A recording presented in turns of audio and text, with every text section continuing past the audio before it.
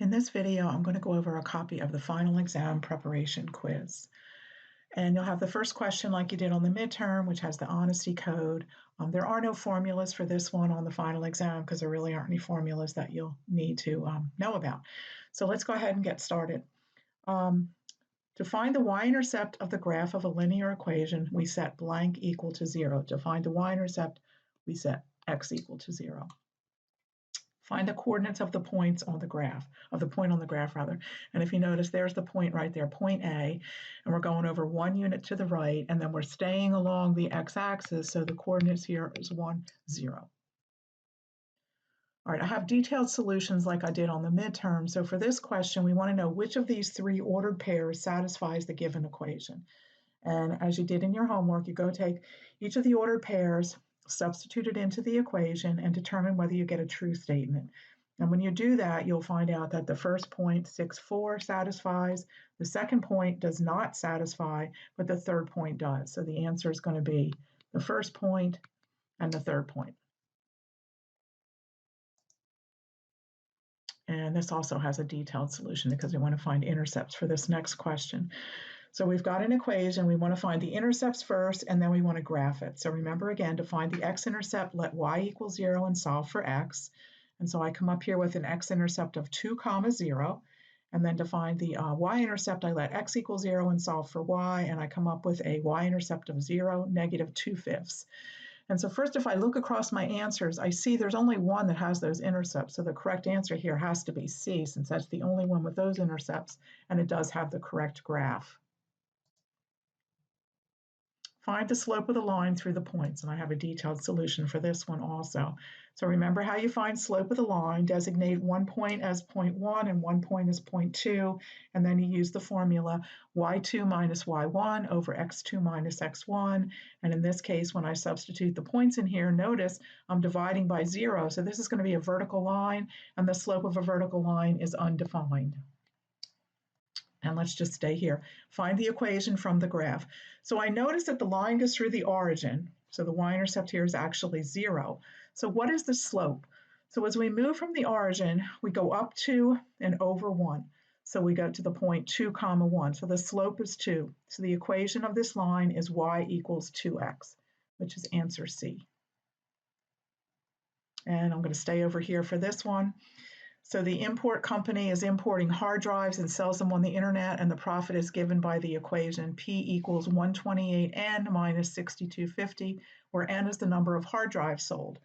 The problem tells you to graph it. You don't really need to do that. It wants to know how many hard drives do they have to sell to break even. And break even, again, remember, means we have a profit of 0.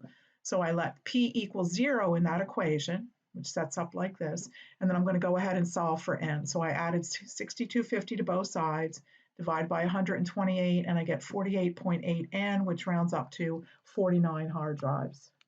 So the answer there would be D. Okay, so let's go up to question number 9. Any set of ordered pairs is called a relation. Okay, any set is not necessarily a function, but any set of ordered pairs is a relation. We want to know if this is a function, if this graph represents the graph of a function. And remember how we determine that? Through the vertical line test. If it only passes through the graph at one point, it's a function, so that's a function. Evaluate the function for the given value of x, and I have a detailed solution for this one. So again, what you're going to do here is substitute in the equation for x the value of 5. So when we put 5 in there, we come up with an answer of negative 23, which is answer C.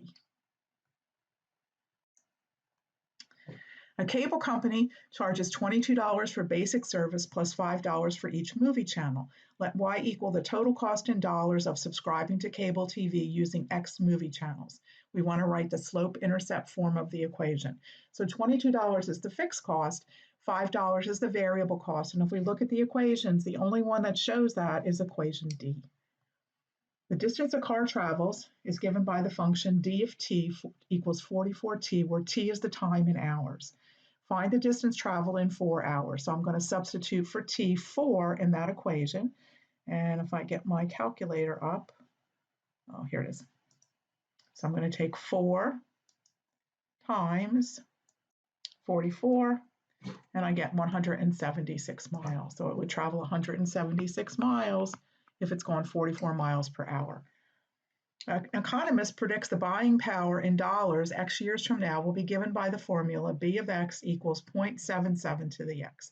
How much will today's dollar be worth in 4 years? Round to the nearest cent. Okay, so we're going to take our calculator. We're going to put in 0.77, and we're going to raise it to the fourth power for 4 years. And we come up with 0.35. They wanted us to round it to cents, so it would be 35 cents, which is answer B. Question 15. So now we're going on to graph theory. Create a graph with 5 vertices and exactly 4 bridges. All right, so remember a bridge is an edge. If you take it out of the graph, it creates a disconnected graph. And if we notice, we see that only in answer C. Okay, answer B has 2 edges, but answer C has 4. Any of these edges in the middle here, if we remove those, would create a disconnected graph. Number 16, it says, use vertices to represent states and edges to represent borders. Which graph models the bordering relationship among the states shown? Okay, so if you take a look at what's going on here, you have to look and see which states touch one another. And if I notice in the graph, Washington touches Oregon and Idaho. Washington touches Oregon and Idaho, which is shown here. Washington touches Oregon and Idaho. This graph shows it touching Montana, which does not. So the correct graph here has to be the first one, the one on the left.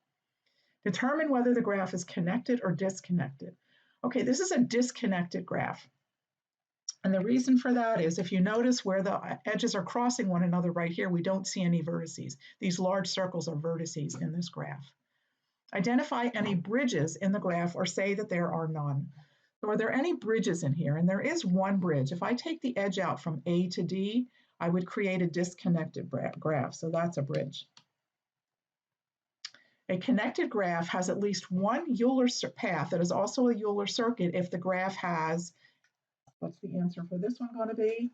If the graph has no odd vertices, if it has all even vertices. Using the graph, find a Euler circuit, which means it has to stop and start at the same vertex, that begins and ends with vertex B. Okay, so if I look at the first choice, I notice it doesn't go through all the edges.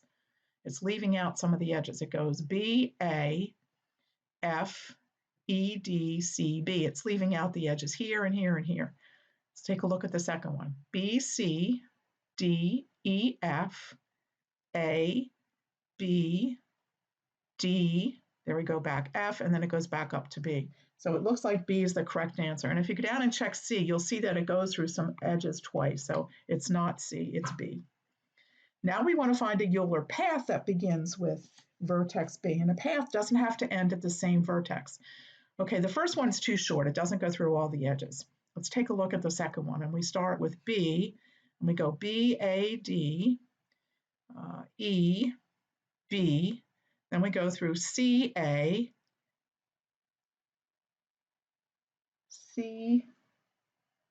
C goes to A. Oh, and then we have an outside edge here back to E, and then to C and D. And it looks like the correct answer here is going to be B. I missed that outside edge, but that is the correct answer. All right, fill in the blank. Every complete graph has a Hamilton circuit, but not necessarily a Euler. Find 2 different Hamilton circuits. Now remember, Hamilton circuits go through each vertex one time. And let's take a look here. So we want 2 different ones for this graph.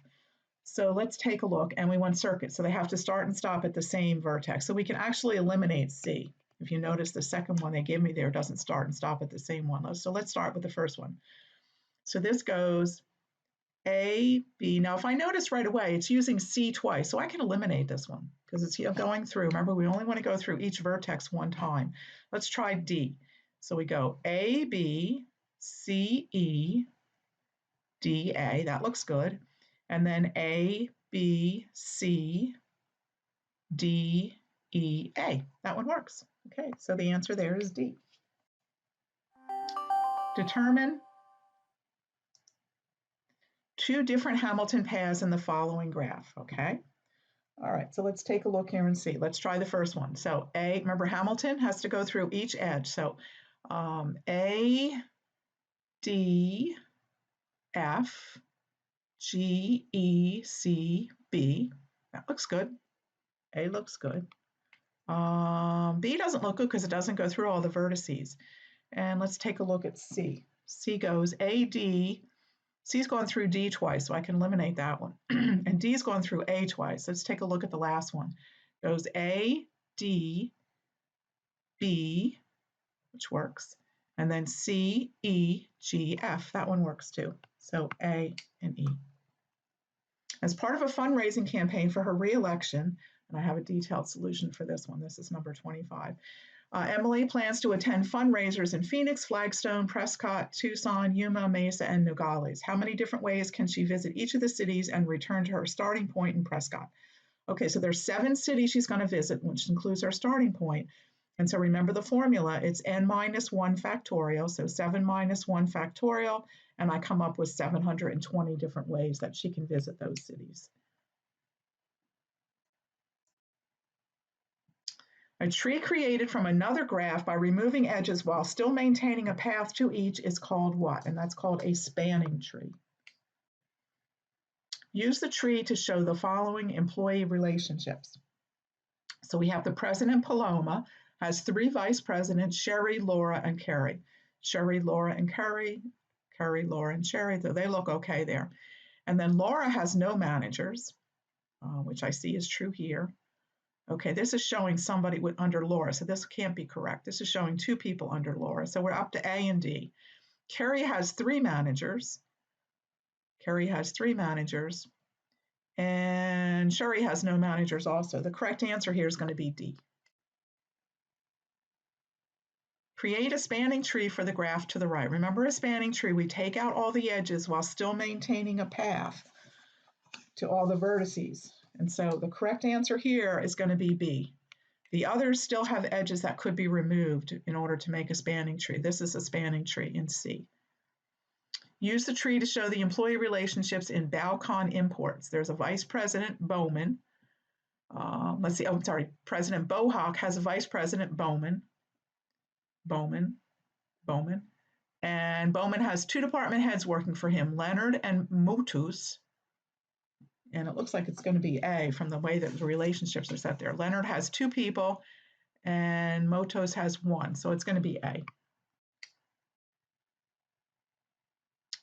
Okay, this one I have a detailed solution for, so number 30. All right, so the first thing you want to do is look at the distances in the table. So the shortest distance here is between B and C.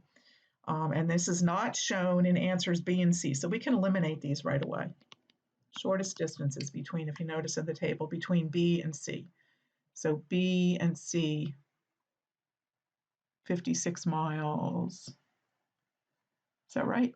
Wait a minute, 56, I'm not seeing 56 there. Oh, there it is, B and D. This should say B and D, I'm sorry, this should say B and D. B and D. And B and D, and we see that here, and we see that here. I'll correct that, B and C. This is not shown on answers B and C, so we can eliminate those. The next shortest distance is 133 between A and E, and that's shown in both answers A and D. The next is 134. This is not shown on A, so answer D is probably the correct one. And I went ahead and I continued to check, and it was. And then if I add up the distances in there, I get a total of 481 miles. And if I multiply that by the cost per mile, 3,700, there's my final answer. It's $1,779,700 is the total cost. Okay.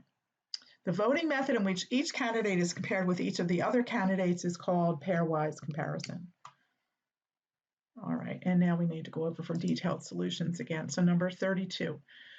So we are going to use the plurality method. Okay, so total votes was 42, and the first place votes for Hawaii is 13, Alaska had 17, Florida 12, and San Antonio none, so Alaska wins. And does it have a majority? No. So the correct answer is B. And now we're going to use plurality with elimination. There were 60 votes counted. And if we look at the first place votes, we've got 16 for theater, 19 for library, 23 for housing, and 2 for fitness. So we're going to eliminate fitness. And then I updated my preference table. And now I've got theater with 18, library with 19, and housing with 23. So I'm going to eliminate theater. Here's my updated preference table. And now I've got 34 first place for library, 26 for housing. So library wins this time. And university administration has asked a group of student leaders to vote on the aspects of college life, and we're going to use the board account method. So we have 4 choices. So we have 4 points for first place, 3 points for second place, and so forth. So theater, you go ahead and do your calculations here, gets a total of 211 points. The library gets 201 points. Housing gets 181 points, and fitness gets 127. So theater wins. Correct answer is C. And this time we're going to do pairwise comparison. 3 themes, so we have 3 times 2 over 2, 3 comparisons. So we're going to compare E to F, and when we do that, F gets a point. Then we compare E to S, and E gets a point.